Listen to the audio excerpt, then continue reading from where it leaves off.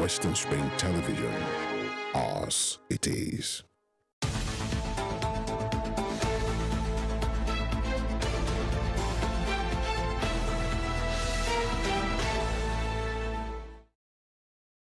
Good morning, Nigeria. Good morning, world. It's Morning Spring on Western Spring Television, and I dare say this is a special one today.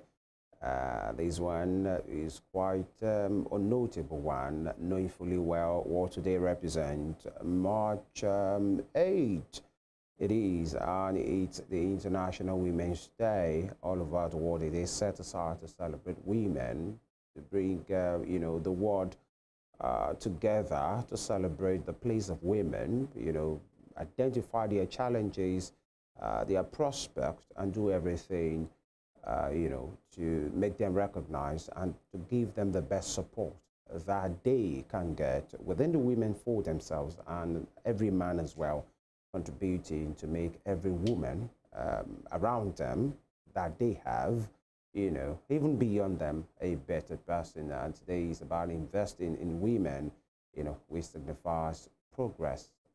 That is what we are celebrating today. And you could see my uncle. My co-anchor, gorgeously dressed, is a pinky affair. Yeah. Today. Femi Ojo is my name. So, for me, myself, and I, with all the women in my life, the younger ones, the older ones, my co-anchor, wishing you all happy International Women's Day. It's going to be a very interesting one today. Evelyn, good morning. Good morning, Femi. Such a wonderful introduction there. Thank you so much for celebrating us. We celebrate ourselves today. It is International Women's Day 2024. And like Femi said earlier, it's always good to support us in whatever way you can.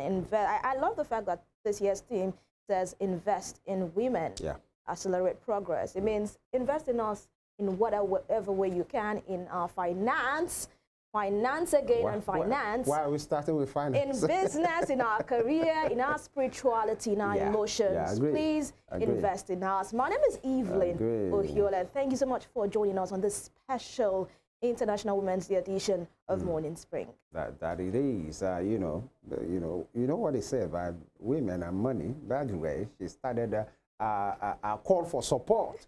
By talking about finance, I'm not playing it down, by the way. By the way, what's life without money? Exactly. It's you know, good at all. But then we will do what we have to do, you know, and either you are a man that has a wife, a mother, daughters, sister, and by the way, everything that you do, you have one thing or the other to do with women. That's why you must celebrate them. It's a big one today, and conversation will focus more on that. We'll go on this quick break. We'll be back.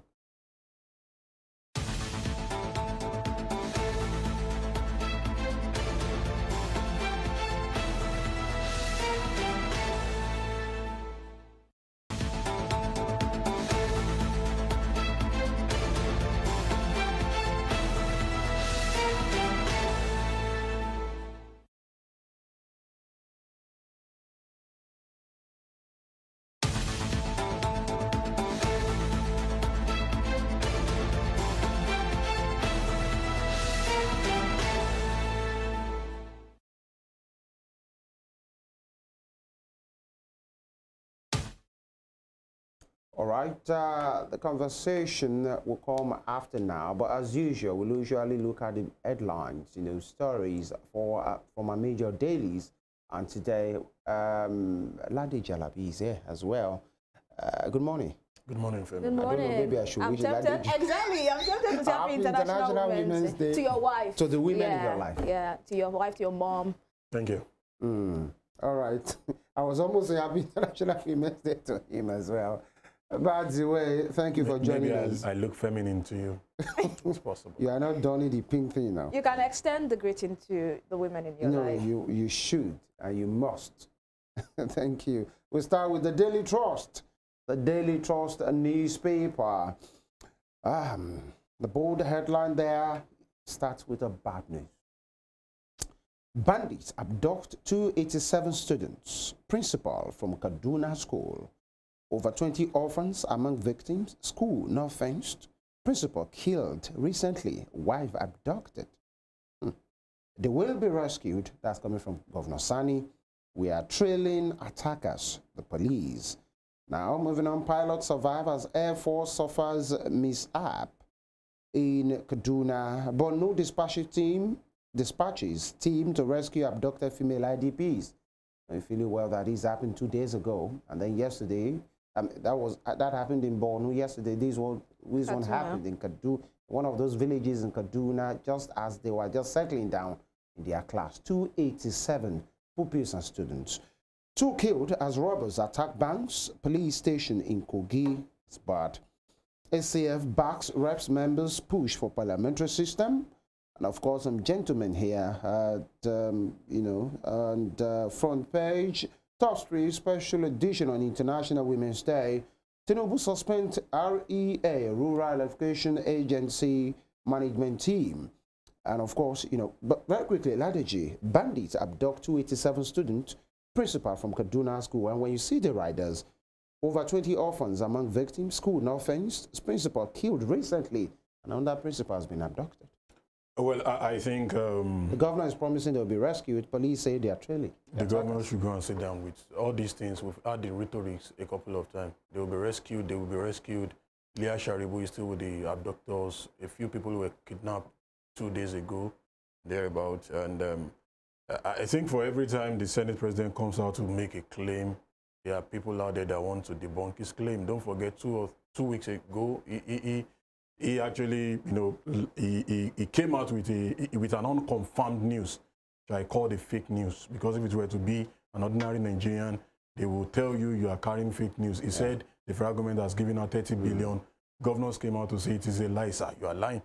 Just yesterday or thereabout, he's saying since Tinubu's era, rate of banditry, whatever, has come down. And virtually every week, we get news from Benue State that people are being killed. Yeah. Just yesterday, also in Kaduna, a primary school was attacked.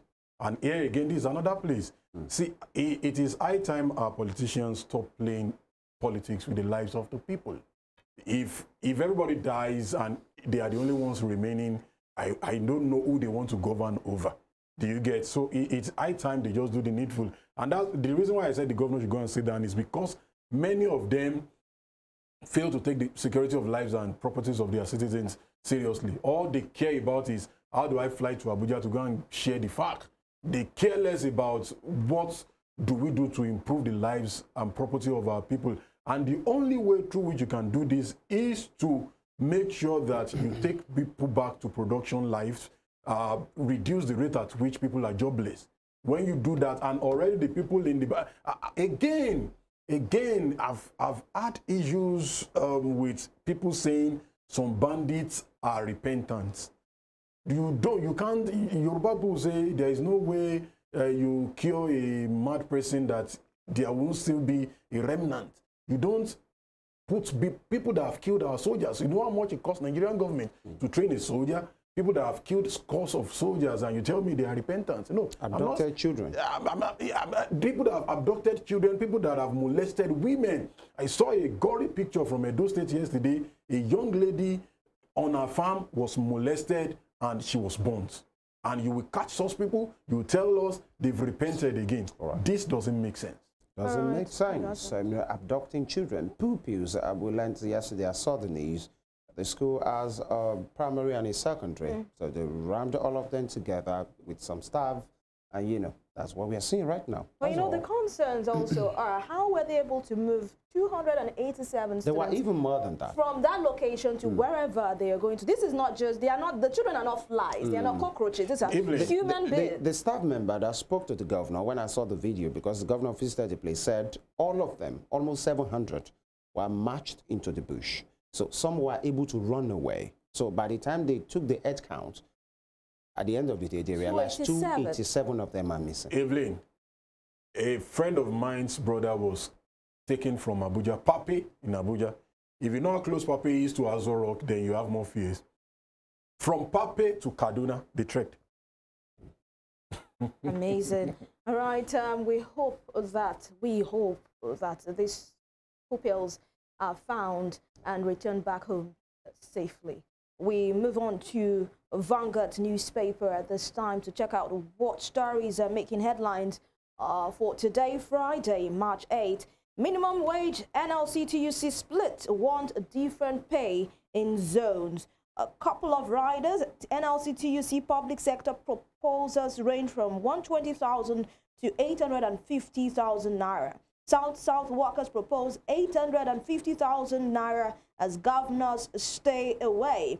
Southeast NLC wants 540,000 naira. TUC wants 447,000 naira. Northwest NLC proposes 485,000 naira as Governor Sean Parley. Wage increase unsustainable without adjustments in national economy, says Southwest governors. And Governors Anna Diri promised to implement outcome of hearings. Away from that, Tinubu becomes grand patron of science, and you can see the president there in that big picture with some other dignitaries. Bandits invade Kaduna school, kidnap over 200 pupils, teachers. A new satellite pay TV will give Nigerians value for money. Someone says, amen. This is coming from the federal government. And still on Vanguard, top corner, CBN to sanction DFIs, PMBs, MFBs over late submission of returns. Doguba, women youth want suspension of Shaibu's impeachment process. We want peace but cannot stop lawmakers from working, says PDP, and their efforts to resolve crisis, says Deputy Governor Shaibu. You left me with enormous shoes to fill, Wigwe's doctor says, but Wigwe's death lost to Africa. Former Vice President Oshibajo has this to say about the late business and finance tycoon. Reps to review 2024 budget, demand assessment of current exchange rate. That story is on page 8 of the Vanguard newspaper this morning. Moving over to Ladeji very quickly. Minimum wage, NLC, TUC split. They want different pay in zones. And earlier on, I already read out the different states and what they have. Its ranges from 120,000 naira to 850,000 naira. Your thoughts? Well, just like one of the candidates during the election, said that at this time, Nigeria is ripe for this paper hour of a thing. Okay. Enough of all these, and that in its place would bring productivity. You know why? Because it is what you work for that you paid for. It is not that you just, there is a task for you to achieve in 1 hour, in 2 hours. If you do not achieve the task, you are not being paid. Because we've also seen a lot of people that goes to office to go and do absolutely nothing. All they know is that, okay, at the end of the month, the federal government will pay, the state government will pay. And also, don't forget also that there are reports that some states have not implemented even the current minimum wage. So let each state do what they have the capability of doing. I've seen NLC quote some numbers. They are not realistic. Don't let us deceive ourselves. I saw on one particular dailies yesterday, 798,000 naira. Those things are not realistic in some states. And looking at the fact that many of these state governors are lazy, they don't take initiatives. All they care about is go to Abuja, go and collect money. So are you saying states should pay according to their capacity? Pay according to your capacity, but at least have a benchmark that you should not go below this. It happens all over the world like that. They are in UK. The benchmark is the minimum wage. Will be the minimum. But at least each state can now decide, okay, in between the minimum and the maximum, we can pay around this way. In UK, for example, if you work somewhere around London, you can get a pay as high as between £11 to 16 upwards. And in some places, you get as low as £9. That is the capacity. And I think the minimum, in fact, a particular country just increased their minimum wage, looking at the economic reality, from about 10 euros to about 12 euros. Do you get? So it is based on what the region have the capability of paying. And I think it will bring healthy competition among the states, because the implication of this would mean that people will tend to migrate from a place that is not paying well to a place that pays better. Right. All right, amazing submission there, Ladiji. That will be all for the Vanguard. All right, we move straight to the Guardian. The Guardian newspaper. And still talking about women boldly here, although in another dimension. Widowed by insurgency, gallantry. Millions of widows in dire straits over lack of structure and empathy. Take that again. Millions of widows in dire straits over lack of structure and empathy. Of course, you have a picture there, very descriptive one, of broken heart, especially that of women who have lost their husbands, you know, in the face of battle. You see the gun there being placed inside a boot, a jungle boot of the military, and of course the helmet there that signifies a fallen hero. And of course, a picture of the head of a woman bowing down, possibly in distress. Nigeria is home to about 15 million out of the world's 258 million widows. 15 million out of the world's 258 million widows. And data shows an increasing number of younger widows between the ages of 23 and 40. And the headline is saying they're in dire straits of lack of structure and empathy for them. So you should please show empathy and help to any widow around you, even the ones that still have their husband. Everybody needs help at this time, and it's sending shivers down my spines, knowing that younger widows are growing in numbers between the ages of 23 and 40. Moving on, Nigeria records 583 Lassa fever cases, 108 deaths. Labour divided a minimum wage. We took that earlier. Court admits evidence in 6.2 million alleged fraud suit against Emefiele. Fubara offers to give up office in exchange for peace. Interesting. Agency banking threatened as fraudsters run operators out of business. Nigerian women task government on inclusion, gender balance beyond yearly promises. And reps, AI condemned kidnap epidemic as bandits abduct dozens of Kaduna school pupils. Quick one, Ladiji. Court admits evidence in $6.2 million alleged fraud suit against Emefiele. Saw the news yesterday that a forensic expert confirmed that yes, the signature of Boss Mustafa and the president was really forged. That's what the expert said in court. Well, and it has been admitted as an evidence. Well, let's see what becomes, you know. It's one thing for the We are not preempting the proceedings. It's one thing for the court to, you know, accept it, you know, in evidence against him. When the proceedings start proper, when they begin to look at these evidences, it's another thing for them to choose to, you know, work with it. But my take from this is that Emefiele cannot single-handedly do all those things. There are people that should go down with him. If we really want to clean up our system, see, those things has been alleged of. That is being alleged of. It is sad because Nigeria is a funny place. Femi, just yesterday, the president, now former president of Peru, resigned because an audio leaked that he was trying to influence a government project. Yesterday, he resigned. In Nigeria, a particular person will go to court, even with the video evidence that he should not be tried. Nigeria is a funny place. And that's why cases like these, I most times don't pick interest in them. Because at the long run, somebody stole over 100 billion, and you tell them return, lock these people up in prison for crying out loud. Put them in margin. It is a criminal offense. You alone is stealing $6.something billion, or what do you call it? $6.2 million. That runs into billions of naira. You alone stole that money, forged the signature of the president, allegedly. And that allegedly forged the signature. Now, in the court of the people now, he is almost guilty. Yeah. But I'm not a judge. But you allegedly forged. If he's found guilty, these people are not meant to be paying any, we are leaving him on bail, do any payback. Right. Let him pay his dues in prison and everybody that accompanied him in this, atrocity. All right. That's what the Guardian is saying. All right. From the Guardian, we head on to the Punch. On the Punch newspaper, outrage as bandits kidnapped 280 pupils from Kaduna schools. Teacher says gunmen invaded primary, secondary schools after morning assembly, kidnapped over 280 pupils. Workers. Governor visits schools, promises pupils rescue. JNI, PTA, Amnesty International condemn attack. Recover 5 trillion unremitted MDA taxes. Rep style FIRS. And Kaduna plane crash. Pilots escape death. Air Chief orders probe. Minimum wage. Workers differ. Governors want revenue sharing reviewed. That's on page 7.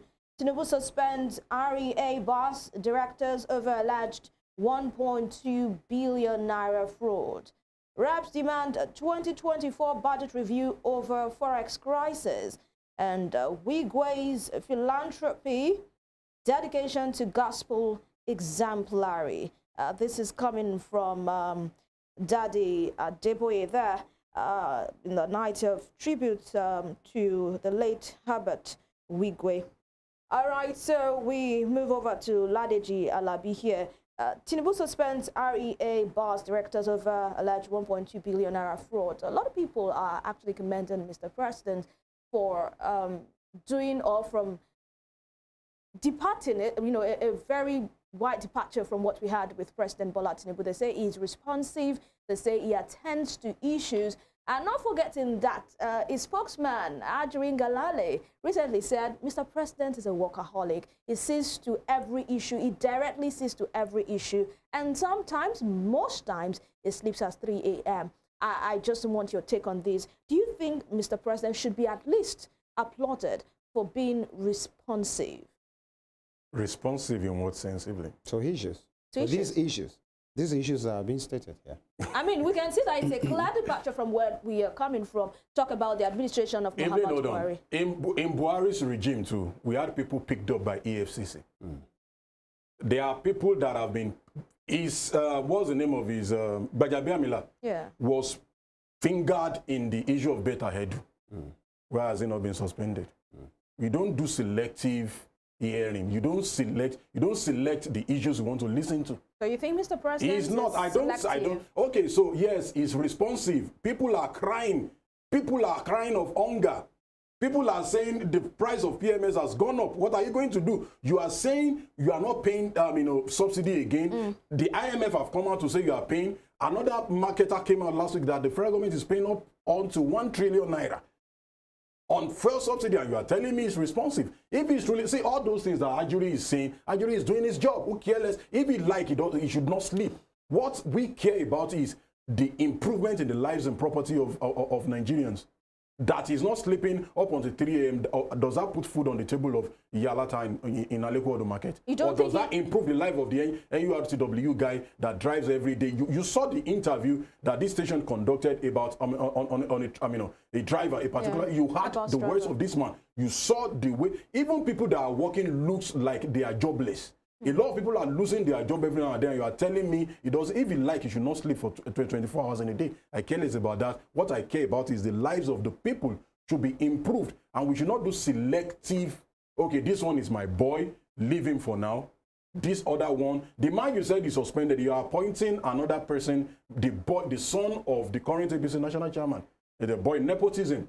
Even if he suspended people for not doing their job, he claimed last week that he suspended Babatunde Irukera of FCCPC because the man failed in his activities. And a lot of Nigerians, Babatunde is one of those people that left office, and you will see many Nigerians, irrespective of their tribe, from their political divide, came out to comment that what you did with FCCPC is a wonderful job. and you are telling me he's responsive. No, please. You don't think we should cut the president some slack? I'm not, see. I mean, over time, Evelyn, Nigerians... Evelyn, my job is not to cut anybody any slack. Hold on. Please, can I finish okay, my let me listen to you. Now, we all know, he has said it many times, and also Nigerians have also attested to the fact that the economy that Mr. President met was in ruins, irrespective of whether it was his own political party that handed over the administration of government to him. You know, but then he met the economy in ruins, and he's trying to figure things out and trying to ensure that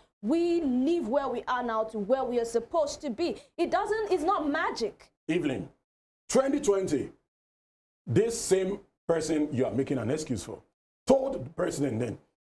So you're stating the obvious. That's not an excuse. Muhammadu Buhari, yeah, that print more money. Print more money by ways and means. Now they are alleging Buhari left the economy in ruin. Yeah. But he took advice from you people. You people were members of this party. For 8 years of Buhari, he blamed the 16 years of PDP. Yeah. Now, for your own 1 year plus or thereabout now, you are blaming your predecessor whom you are a member of his party. In fact, you boasted that he became a president because you supported him. Yeah. And you were openly seen, reported in Nigerian dailies, that you encouraged him to print more money, which led to inflation. And you are telling me he left the economy in ruin. See, enough of excuses for our leaders. Don't forget, yesterday, Governor boldly posted it on his own Twitter page that he bought new SUVs for his assembly members in his state. A state where, Kebbi State, I think, a state where people are dying of hunger. And you have the F-1 And you know the funniest thing, you still see people make an excuse. Oh, they need those cars. They need to. Yeah, official vehicles. Are they? Official vehicles. Official food for people. Where are they? So forget all the. We make too much excuses for these people. And that is why they continue to live life like this. And they feel like, okay, these people will still, they will cope with us. It's a matter of time. All right. All right. Interesting there, Ladish. All right. Moving on, we still have one more paper to go here before the conversation will start, and that will be from the Punch. The Punch newspaper: outrage as bandits kidnap 280 pupils. All right, I think we've exhausted all right now, and yeah, that's right. And but I want to say something about these. You know, the first paper I took, I think that was Daily Trust, talked about the school not being fenced. And many persons will say 5 of 10 schools in Nigeria, public schools, are not fenced. Most of them. Was that a reason? But when you see the structure of that school, it's not having a bad structure, so to speak. But I'm just speaking about the peculiarity of what has happened. We learned, according to Daily Trust, that the principal of that school was recently killed. And the wife abducted. Now the new principal in charge have been abducted again. And they said the school is close to Briningwari, you know, and that's one area that's been attacked over and over and over. Just their neighbors now, that's where their school is. And more than 287 pupils, students, teachers have been abducted. What does this do to out-of-school children, in your opinion? Well, I mean, this question you just asked validates the question Evelyn asked the other time. How do they manage to move these people in numbers like that? It shows we are not, we don't take precautionary measures. We only react to things when they happen. Now, first off, the school not being fenced is not an excuse. Because even schools, they were fenced. Don't forget, the Dachi girls all over, you know, they were kidnapped, even with the school fenced and all. The school was fenced. Broken. But this points out to the fact that we are not a serious-minded people. If this school have been attacked over and over, the former principal killed, ask me, Femi, if normally, I mean, an average person, an average principal that wants to be posted to that school again, what will be the reaction of the person? He would rather resign and go to the school because the former principal has been killed. The new one, we're not sure if actually she was, I mean, he was killed in the school, by the way. But he was killed. The wife kidnapped, the new one being killed. The core members that were kidnapped on their way, Akwa Ibom core members that were kidnapped on their way to NYC the other time, have they been released? No, but these are the issues. We will react. So this, we should not be reactive. We should not be reactive. We should take precautionary measures. And don't forget, Kaduna State hosts the Nigerian Defense Academy, and we're having all these things around that place. It is a serious issue. Thank you, Ladiji, for your time. It's always a pleasure, Femi. And we hope we'll do better as a people and as a nation, as individuals, firstly, because we are a reflection of our society, talking about leadership as well.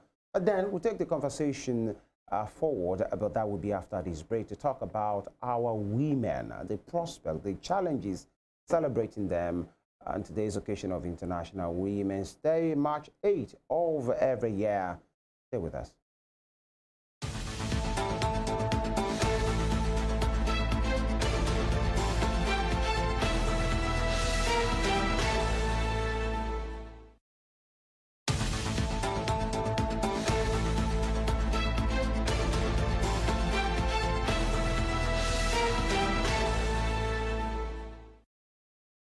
Welcome back. It's the conversation right here on Morning Spring. And yesterday, we celebrate the strength, the determination and resilience of women everywhere, irrespective of color, race, size, shape, religion, family background or profession. Women are powerful. We didn't choose to be women, yet we function in our bodies with so much pride. Month in, month out, we experience pains and hormonal imbalances, yet we carry these burdens like feathers, concealing the pains behind our beautiful faces. We understand the roles we play. On earth, they call us the salt of the earth. Of course, we add taste. They call us the light in every setting because we make things clearer. They call us silent warriors because when we go to war, we do not return until we have conquered. Women belong in all places where decisions are being made. No place should be exempted: in business, politics, in sports, in tech, in religion, in the home. Their importance should not be underestimated. Women should be celebrated every day. We should sing the praises of those who are game changers and world shakers. From the great Folorusha Alakija, to the outstanding Ngozi Okonjo-Iweala, to the creative Chimamanda Ngozi Adichie, to the dynamic Amina Mohammed, to the sporty Tobi Amusa, to the entertaining Temilade Okpeni Thames, to the fearless Amanda Azubike, and to everyone making a difference in today's world and inspiring young females to take up the challenge of being iconic women.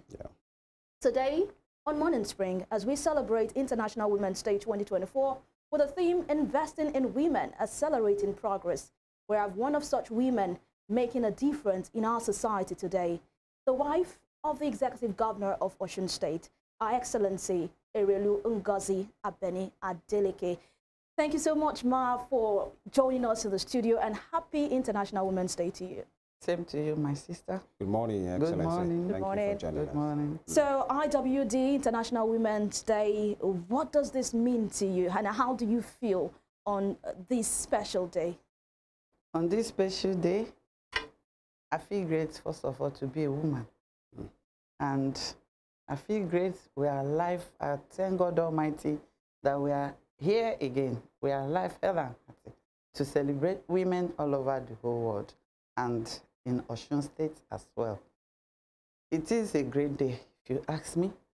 Just feels like when we are doing Modern Sundays, Mother's Days, you know, it comes with a great joy, a great feeling, you know, that you're a woman. And not only that you're a woman, making your little impact, no matter how small.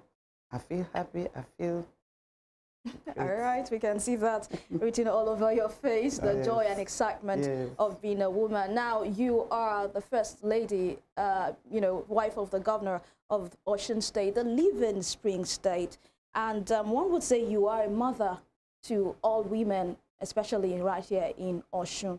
As a state, let's get into, you know, serious talks now. As a state, do you think we are doing enough to, you know, investing in our women, just like the theme for this year says, investing in women, accelerating progress? I love the fact that it's in continuous term, investing, we keep investing if we want progress in our society. But as a state, do you think we are doing enough?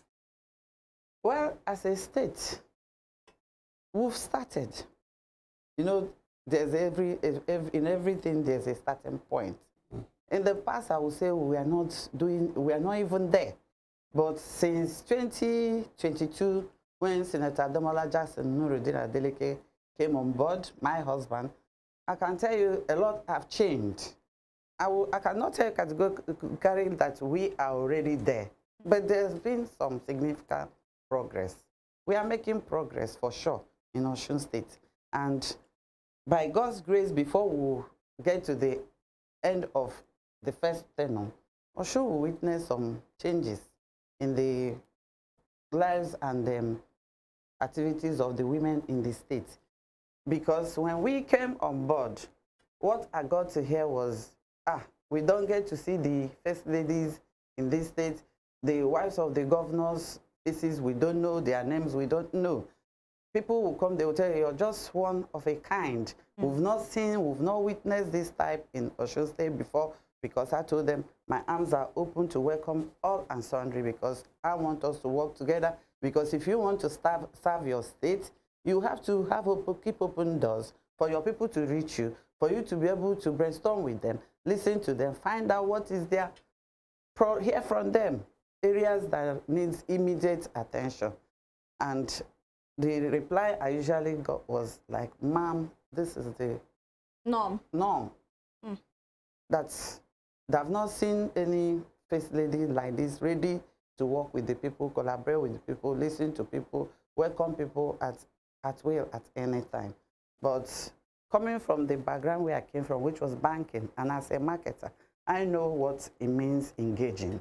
Engaging your people. If you really want to serve, definitely you have to engage your people.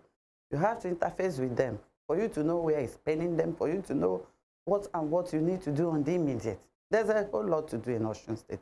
But to God be the glory, we've started and we've started well.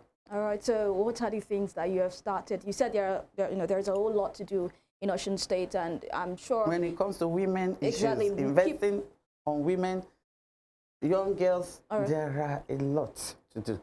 Okay, your question. Are there things that, you said there are a lot of things that is to be done in Osun State. So our viewers will want to know if there are things that you as the wife of the governor have set in motion to invest in our women, to invest in our girls, so that we can have a better society, progress in Osun State.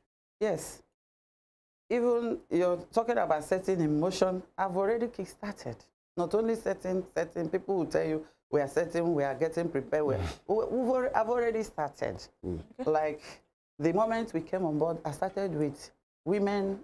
You know, there are some vulnerable, some women that are not financially stable, that had triplets.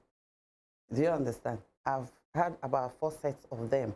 Women that deliver triplets in different hospitals. They'll call me, they say, there's a situation here. They have these triplets, no hope for hospital bills, no hope for food and materials for the children. We'll always step in to rescue the situations. We'll have about 4 sets. And we have, just last week, 3 sets of women with twins at the same time at Union Osun. Even though that last week, my family in particular, we are mourning. But when that call came in, the information came in, thank God I have a formidable team. I asked my team to move immediately, go to Union Osun, and they went with materials, cash gift, go and take good care of those people, and they did. And to God be the glory, we did all of that. And last month, I had to inaugurate my first skill acquisition for young girls and women. I enrolled them in beauty cosmetology, about 30 of them. What I did was to pick them from different local governments. We have about 31 local governments in the state, but making sure we pick one across the state to enroll them in beauty and cosmetology training, at least to give them life, to give them source of livelihood. Okay. And like you asked, we have a lot of program for women, trainings, and because even those we wrote on skill acquisition of cosmetology and beauty cosmetology, the intention is when they finish under the next 1 year, we'll give them some startup money for them to be able to stand. Yes, Not only training them, but to give them little money. I call it startup money for them to start up.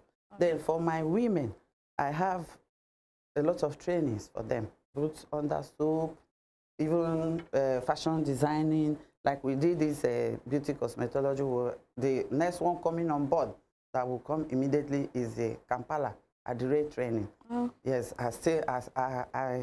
I'm working on about 2 of those women that are into Adire to also give them maybe 30 here to train for me. Women in Osun State youths, okay, for them to train in Kampala and other things. Ma'am, you know, I'm curious, especially as to the set of triplets you said you reached out to. Is it that they were adopted, or is it that you are going to continue to cater for them? Yes, or it's just a one-time thing? No. It's a continuous. The first one, when we came on board in 2022, the children are almost growing. My team, I and my team will always go back from time to time to check on them, still give them materials and cash. They are now my children. Like here in Osun, they call me mommy of triplets. Yes, and I love it, and that's what I love doing. Okay. We don't just, after paying their hospital bills, we abandon them like that. No, okay, they're mine. So the fact I've adopted them, if you can say, if you... Yeah, once you're about call mommy better now. Yes. So we, from time to time, we'll check back on them. Okay. We do, yes. All right, that's one, Your Excellency, I'd like to ask, you said in your introductions that your doors are wide open, you're accessible to the people, you rub minds with them. Osun State, the state of the living spring, as it is now, with what you have known, with what you have heard, with what you have seen of Osun women, what are they telling you? What are their challenges, their major challenges? That is what they talk about. That is what they need help with, especially as it stands right now. The major challenge they have here is finance. Like, if it is ideas, they have good ideas. You can agree with me, there's nobody that doesn't have an idea of what to do to help his or her family. There's no woman that doesn't want to help in the family. They have those good ideas, but their major challenge is, where is the funding? Do you understand? Where is the finance? Most of them will come, they say, please, we need grants. Please, we need the finance. We need startup. Like I said, startup, something for them to start up, the good ideas, the good intentions they have in the family. You could see the zeal to help in their family, help their husbands in the affairs of the family, but where are the money, the finance to start whatever that? And some of them, like 2 weeks ago, some of them came, the women in mining and some other women, they said, we've learned a lot, but there's no money to start what we've learned, which is still boils down to finance, startup money for the business. Do you understand? That's the most important challenge, finance. All right. 2 quick questions, Your Excellency. Number one, yeah, you've identified finance and you are trying your bit. You've just spoken to things you've handled. Globally, especially in Nigeria, the issue of harassment of women, molestation of women, domestic violence, gender-based violence, is something that is growing, sadly, and Osun State is not exempted. And I'd like to ask if, since you got there, Osun women can look at themselves, either being a wife or a mother or a daughter or a sister, or at the place of work, to say, because Erelu Ngozi Adeleke is there, Osun women are protected. And I'll give you an example why I'm saying that. Everybody knows that in Lagos, if you dare touch any woman and you are reported, you are gone for, you are done for. Every instrument of government will be laid and used on you, because you can't just, everybody knows in Lagos, don't dare with their women. If you are reported, everything they did will be mobilized against you. So is that the case in Osun, that the women know that I am protected? Nobody can touch me, nobody can harass me, nobody can molest me. Even some irresponsible husbands or fathers Are you looking at that part? Because everybody knows Lagos for that. Are you looking in that same way to show the people and have a workable structure to know that Osun women are not to be toyed with? Yes. Some few months ago, the women in some NGOs, women in NGOs came. There's this particular case that has touched me so much, and I really want to deal with that particular case till the very end. Was a chief judge, a former chief judge, that has been engaging in brutalizing the wives and even the children. And the report came to me. They brought that particular case and other numerous cases of women violation of women and everything. But that particular one, why I'm touched, why I'm so much interested in that particular one was because at his level as a former judge, he should know better, right? That brutalizing women or domestic violence is a no-no. But the report that came to me was that this man kept on bragging that no court, because even when the wives, not one, he has about 3, 4 wives, keep molesting them, keep brutalizing them, keep harassing them, and when they came, you could see these bruises on the faces of the wives. And their challenge now was that being a judge, he's bragging that no judge in this state or anywhere can bring him to book. You know, being a former judge. And I was like, is this really happening? Do you understand? Yes. And I took it upon myself that whenever those court cases are coming up, inform me. If I cannot be there, I will send my team, I will send my lawyer, I will send somebody that will go and be my eye there, that will listen and listen good for me. Do you understand? There are cases like that in Osun State, yes. And series of them have been coming, bringing their complaints, and I've been working together with the Women Commissioner for Women Affairs, because that's the place for women in the state. On my own, I cannot do it just on my own, but when the cases, most of them comes to me, I try to work with the Commissioner for Women Affairs, the Office of the Women Affairs, because they have their own lawyers, they have all it takes to follow through in different courts. And that we've been doing. All right. You know, I had to mention that, Your Excellency, because as a person of influence that you are, if there are ways which I know you can work with some of these individuals and, you know, laid out structures to have something workable so that it will be official. I had to mention Lagos case because everybody knows you don't touch their babies, you don't touch their women. If you are reported, they will come after you and everybody will be involved. That's why I had to use that example. And good to know that you're working in that direction as well. Quickly, let me ask this. For every Erelu Ngozi Adeleke, for every, your namesake, Ngozi Okonjo-Iweala, for every Evelyn, people flying high in their chosen career, there are thousands and millions more younger girls, little girls, just languishing somewhere because somebody thought they are women, they are girls. They will not be trained. And the ask of out-of-school children figure is alarming, almost 20 million as of last year. But I want to ask, does it bother you, Your Excellency, that in the Southwest, Osun State has the highest out-of-school children? Out of 6 states, and this was confirmed by even the Commissioner of Education right now.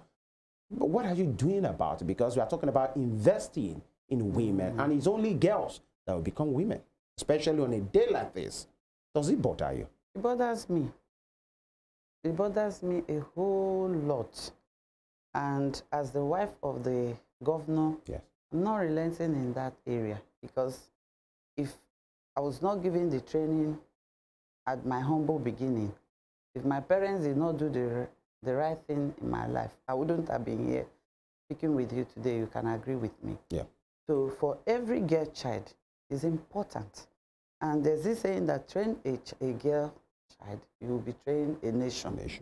It's important.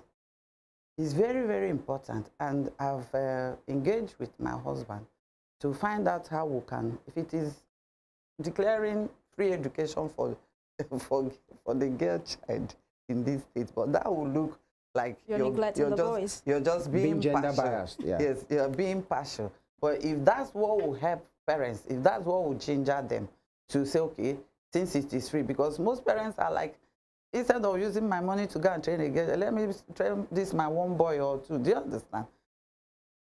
However, my governor will look at it, even if he wants to put everybody inclusive, but my interest is on the girl children. The girls that are dropped out, or the girls that are not even attending school at all. And apart from attending school, there's this program I usually do with my youths that we decide to sensitize girls, school children on the use of pads. We call it pad up girl child. I went to a particular local government. What I saw was very, very disheartening. Even though these children are in the so-called school, but I don't see their life being different from the ones that are not attending school. In the sense that when you try to speak to them, they say, speak Yoruba, speak Yoruba. I called the principal. What do you mean by speak Yoruba to children that are in SS, JSS? Because that program is not towards only girls. In that very big hall, we had a whole lot of girls to sensitize them on the usage of pads and pad them up, you know, make them to understand that, because when I came on board, a report came to me that most of them here, they use wrappers or towels instead of a sanitary towel. I say no. It's a no-no for me in this state. So we begin to tour with the youth to sensitize school children. That particular local government, I don't want to mention the local government, but what I saw was not worth it at all. And I asked myself, these children that you're saying, that it's not like that kindergarten children. These are people that are gearing towards SS, gearing towards taking WAEC.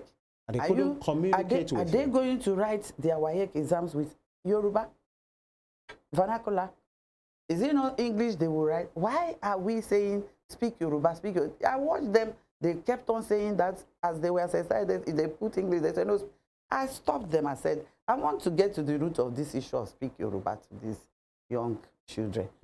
What are we saying? Now, the principals, they were like 5 schools put together in that local, or about 6. All of them were speaking in the same tone, that the issue is teachers. They do, for a very long time, coming from the other governments, the governors that have ruled the state, that have governed the state, that they don't have teachers. What they have been having was just the principal, one teacher, and probably coppers. And you know, coppers, they don't come every day. So teaching these children became a problem. And I was like, wow, is that why we'll be speaking Yoruba to an SS student, JSS student? Then I asked them, what is the difference between these ones that are in this secondary school to the ones that are not even in school at all? You find that there's no difference. And if we are not getting it right, as in pumping teachers in the schools that will handle these children, that will teach them very well, of what use is coming to school? Is it just to wear uniform and dress up? Your Excellency, were you able to address now, yes.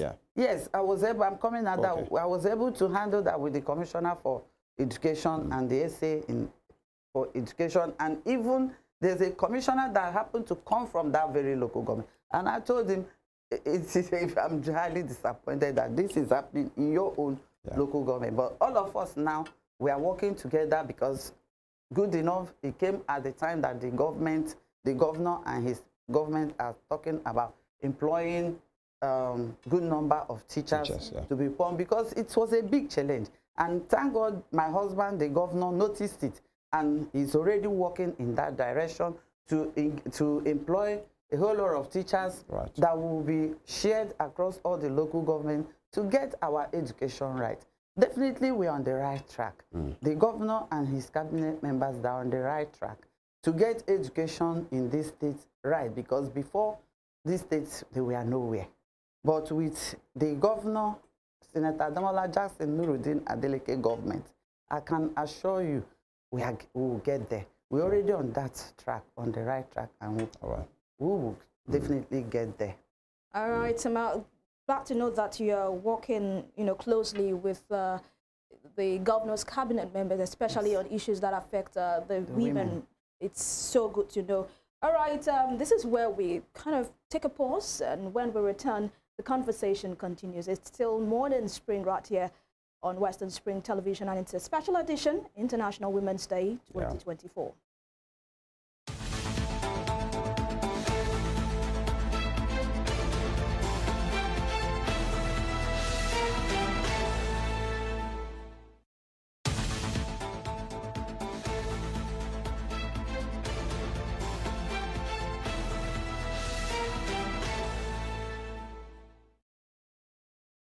Thank you so much for staying with us on Morning Spring. It's still the conversation, and we still have with us Excellency Erelu Ngozi Adeleke on this special edition of International Women's Day 2024. And right about now, we'll be talking on one of the projects, Our Excellency is onto, but a major officer will be speaking on that. We have joining us also in the studio Mrs. Ololade Abaton.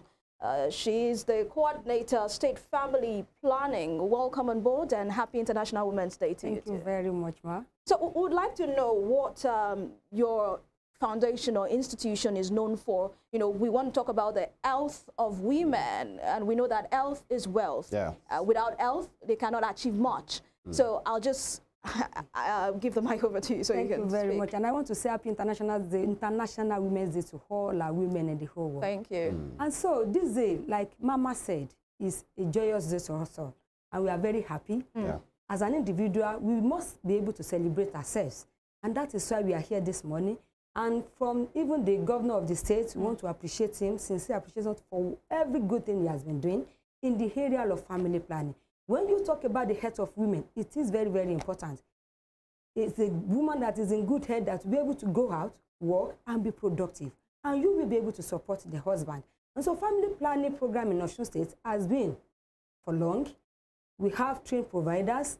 We have our logistic commodities. We have mobilizers that do go out to sensitize our women to come out, to take up family planning. We are talking about the health of women. Remember the SDG goal 36, health for all. And woman, a woman is a key, is a major important person in the home. If you take care of a woman, you are taking care of the family, you are taking care of the society.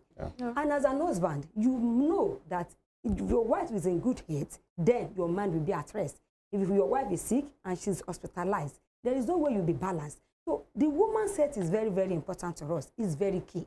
And that is why we are talking to our women. We are trying to mobilize them to come out. We believe that with the uptake of family planning, 30% of what can cause maternal morbidity and mortality rate will be reduced. In our society, we don't want the death of any woman. We don't want to lose any woman. And that's our goal. And we are working towards that.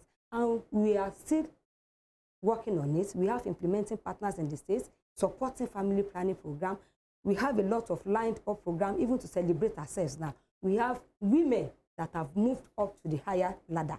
And key, health is very key to us. And so, to save the life of a woman, to be able to be in good health, to be able to be productive, to be able to function properly, to be able to take care of the husband and the children, health is very important. And family planning is a major important thing to help the woman to stay in good health. All right. Mommy said, a whole, there must be unity. If the husband wants to make love to the woman and the woman is not being protected, automatically a man will not be at rest because you'll be talking about unplanned pregnancy.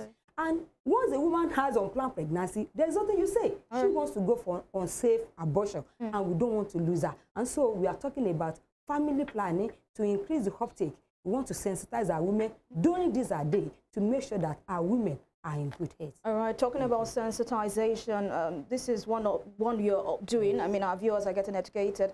Talk about family planning. There are women that are scared. They feel when you go for family planning, some say you add up weight, some say it leads to complications, it leads to illness. Some say you probably will have some complications that will be for life. So I'd just like you to react to that. Okay, thank you very much. We do counsel them. There's something we call an informed choice. We don't impose any method on any woman. you counsel them, you allow the woman to make an informed choice. We have different methods of family planning. And that is why, let's come to think of it. If 10 women should give birth in a day, all of them are not going to resume back to their menses the same day. And so that thing brings about the side effects you are talking about. The way a woman is going to react will be different from another woman. If the two of us should take the same method, the way you are going to react is going to be different from mine.